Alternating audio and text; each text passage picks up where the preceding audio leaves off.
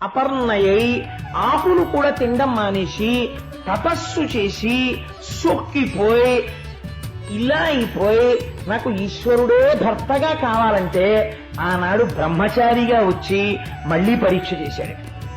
తన పెళ్లి చెడగొట్టుకోవడానికి తానే వచ్చి తన మీద చెప్పుకున్నవాడు ఈ సృష్టిలో ఉన్నవాడు ఉంటే శంకరుడే బ్రహ్మచారిగా వచ్చి. అప్పుడు ధూర్త బ్రహ్మచారి ఎవడరా నువ్వు శివలింగ చేశావంది ఆవిడ. అప్పుడు మెచ్చుకుని నిన్ను పెళ్లి చేసుకుంటానని శంకరుడిగా కనబడ్డాడు. ఈశ్వరుడు అడిగేది ఏదో తెలుసా అండి? అంత సౌందర్యం అడుగుతాడు. బాహ్య సౌందర్యము ఈశ్వరుడి దగ్గర పనికొచ్చేది కాదు. బాహ్య సౌందర్యం అంతా చెప్పి ఇందువల్ల కృష్ణుడు సత్యభామతో చాలా పొత్తుగా ఉన్నాడు అని ఎవరైనా అన్నారు అనుకోండి, నీకు భాగవతం చేత కాక నువ్వు అలా చెప్పావు. భాగవత పరిశీలన నీకు చేతనైతే రుక్మిణీదేవిది పెద్దపీట. ఎందుచేత పెద్దపీట అంటే అంత సౌందర్యము చేత స్వామిని గెలుచుకుందావిడ. నువ్వెప్పుడు గెలుచుకోవాలంటే పరమాత్మని అంత సౌందర్యంతో గెలుచుకోవాలి. ఇక్కడ పెరగాలి. నువ్వు ఎలా పెరగాలి? నీ ఎందున్న విభూతి ఈశ్వర ప్రచోదనమని నువ్వు అంగీకరించగలగాలి. నీకున్నది ఏదైనా ఈశ్వరానుగ్రహమే అనగలగాలి. ఎలా? కష్టం వచ్చినా. రుక్మిణీదేవి ఈ మాట అంటే నేను అందుకే అన్నాను, నువ్వు అందుకే చేసుకున్నావా అని ఉంటే ఇంత గొప్పగా కృష్ణ పరమాత్మ తీసుకెళ్లి పడుకోబెట్టి ఇన్ని ఉపచారములు చేసి ఆవిడ దగ్గర ఇలా అన్నాడు. ఎవడు భక్తితో అలా నిలబడిపోతాడో ఇన్ని మాటలు ఇలా అంటే చిన్న అతిశయం కలుగుతోందేమో, అది కలగకుండా ఉంటే రుక్మిణీదేవి చాలా శోభిస్తుందని ఈ మాట అన్నందుకు ఆవిడ ఎంత గొప్ప గొప్ప ఉపమానాలు చెప్పిందండి ఆవిడ. ఇది చూస్తే పొంగిపోయి అన్ని ఉపచారాలు చేసి నా తప్పు క్షమించు రుక్మిణి. ఇప్పటి వరకు కృష్ణ పరమాత్మ ఎవరి దగ్గరైనా నిలబడి నన్ను క్షమించు అని అడగడం మీరు విన్నారా భాగవతంలో? మొట్టమొదటిసారి రుక్మిణీదేవి దగ్గర అడిగాడు. అంటే ఈశ్వరుడు ఆయన కింకరుడిగా ఉండాలని కోరుకున్న వాడి దగ్గర ఎలా ఉంటాడో చూడండి. ఇంత వశుడవుతాడు ఈశ్వరుడని నిన్ను నువ్వు సంస్కరించుకోవలసినటువంటి విధానాన్ని విరసోక్తిని రుక్మిణి పట్ల ప్రదర్శించినట్టుగా ప్రకటించినట్టుగా చూపించినటువంటి ఒక మహోత్కృష్టమైనటువంటి ఘట్టమా ఘట్టం. దీన్ని తెరకెక్కించడంలో ఉన్న రహస్యం ఏమిటో తెలుసండి? అది త్రికాలవేది కృష్ణ పరమాత్మ యొక్క ఆంతర జీవితమును కూడా దర్శనము చేయగలిగినటువంటి మహాపురుషుడైతేనే దాన్ని చెప్పగలడు.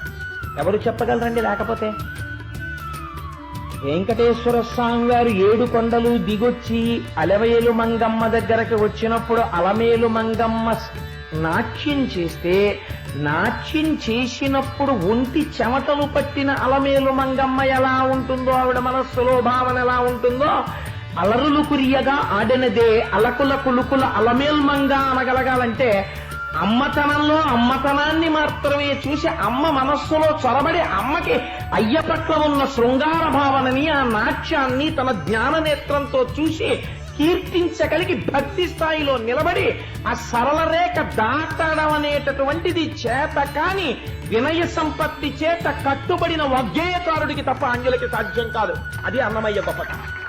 అలా రుక్మిణీదేవి ఇవాళ కృష్ణుణ్ణి వశం చేసుకుని తనవాణ్ణి చేసుకుంది. ఇది రుక్మిణీ విజయము అని నేను అంటాను.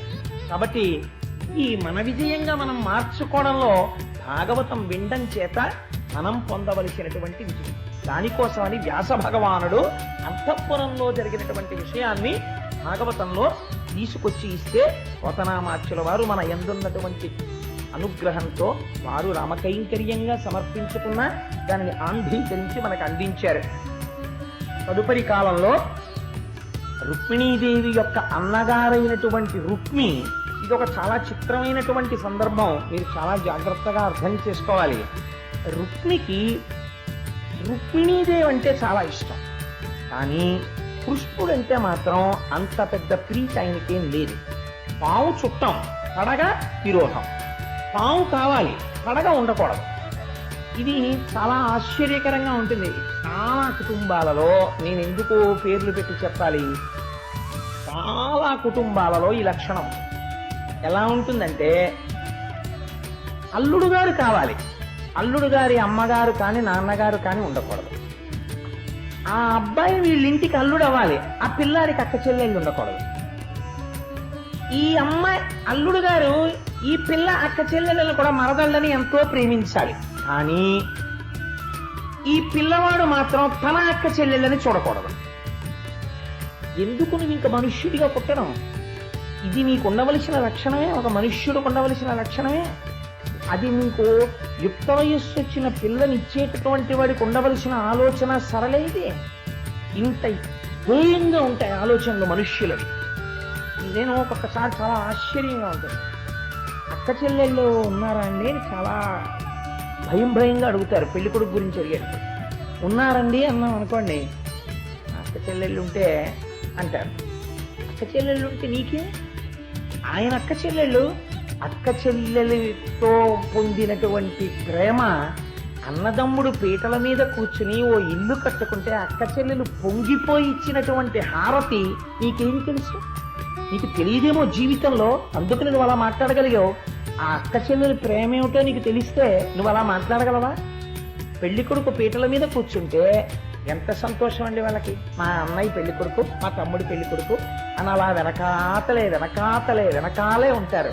ఆ బొగ్గను చుక్కట్టడం దగ్గర నుంచి, ఆ కళ్యాణం బొట్టు తీర్చడం దగ్గర నుంచి, వాడికి ఎప్పుడు ఉత్తరీయం వేసుకోవడం రాక కిందకి జారిపోతుంటే దాన్ని భుజం మీద వేయడం దగ్గర నుంచి, ఆ జీలకర్ర బెల్లం పెట్టినటువంటి జిగురు వదిలిపోయే వరకు వాడికి తలంటి పోసి ఎంత ప్రేమ వాళ్ళది, అంత ప్రేమతో ఉంటారు. వీళ్ళు ఇలాంటి పనికి మాలిన మాటలు పై వాళ్ళు మాట్లాడుతుంటారు. పాడు చేసేది ఎవరంటే పెద్దవాళ్ళు. నన్ను క్షమించండి, నేను అలా అన్నందుకు సభాముఖంగా, వయస్సు చేత పెద్దరికం కాదు, సంస్కారము చేత పెద్దరికం ఉండాలి. సంస్కారము చేత పెద్దరికం చేత కాకపోతే ఎప్పుడు నువ్వు నేను దేహాలి.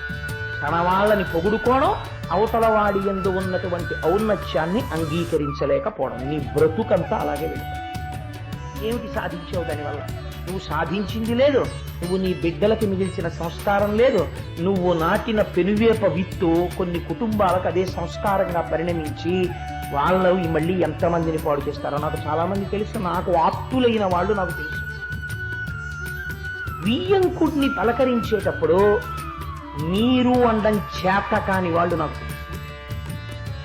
వాడు అలా అనొచ్చా? వాళ్ళు లేనంత మాత్రం చేత ఎక్కవచ్చిన ప్రయోగం చేస్తారా వియ్యంకుడిని, వియ్యప్పాలని? అంటే వాళ్ళు లేరు కదా. వాళ్ళు లేకపోతే ఈశ్వరుడు లేడు. ఎంత మర్యాదగా ప్రవర్తించాలి.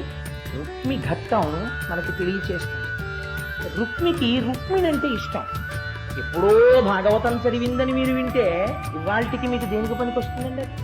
మన జీవితానికి సమన్వయం చేసుకోగలిగితేనే పురాణం పనికి వస్తుందంటే, లేకపోతే అది మన జీవితాన్ని ఉద్ధరించదు. రుక్మిణి అంటే ప్రేమ తోడ పుట్టింది కాబట్టి. కృష్ణ భగవానుడు అంటే ఆయనకి ఎప్పుడూ అంత ప్రీతి.